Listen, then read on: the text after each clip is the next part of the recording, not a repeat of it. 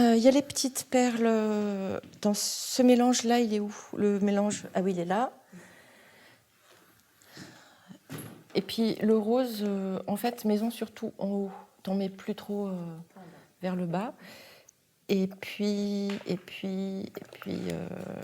c'est tout. Puis tu fais bien gaffe au bord, là, ça là.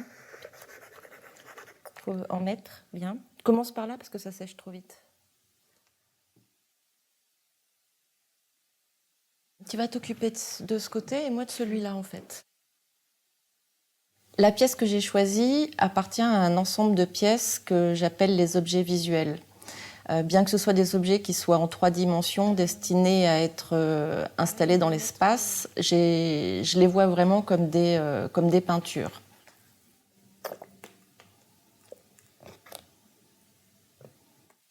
Cette pièce est particulièrement importante au sein de mon travail parce que c'est peut-être une des plus évidentes dans l'ambiguïté qu'elle fabrique entre l'attraction et la répulsion. Il y a ce rapport à une féminité qui serait un peu offensive, qui aurait quelque chose qui aurait un côté obscur, donc vraiment une dimension un peu sombre comme ça, et en même temps une dimension un peu rock'n'roll, quelque chose de l'ordre de l'affirmation de son essence quelque part, de sa nature. Cet ensemble de pièces est généré par plusieurs intentions. Il y a d'abord ce rapport à l'objet qui est présent toujours en général dans mon travail. Même lorsque je travaille en 2 dimensions sur un tableau, il y a toujours une matérialité qui fait que les objets, les peintures ont souvent une dimension sculpturale. Soit elles se répandent sur les murs, soit elles sont faites elles-mêmes à partir d'objets. Donc il y a toujours ce rapport à la sculpture dans mon travail. D'autre part, il y a aussi dans ces pièces un rapport, une référence comme ça à l'histoire de la peinture, et en particulier aux portraits de dames illustres à partir de la Renaissance. Et dans ces tableaux en particulier, ce qui pouvait se situer au niveau du décolleté. J'ai toujours été très sensible à la manière dont cette zone du corps pouvait être traitée, entre autres avec la représentation des bijoux, des dentelles, des soieries. Je souhaite, même si je suis dans l'abstraction, que les objets que je fabrique soient une espèce de reflet de la manière dont j'appréhende le monde. Et donc cette histoire de reflet, de surface, c'est quelque chose qui est vraiment récurrent dans la pratique. Et forcément, comme on parle de reflet et de surface, étant une femme, je me suis un peu tournée pour parler de ces histoires-là vers tous les codes de la mascarade féminine, de la séduction, c'est un espèce de grand mot. Moi, je préfère celui de mascarade. Tous ces codes empruntés dont on peut se revêtir pour évoluer dans le monde. Étoile, on a quoi comme étoile? Gros ou pas? On a comme ça. Non, c'est trop petit.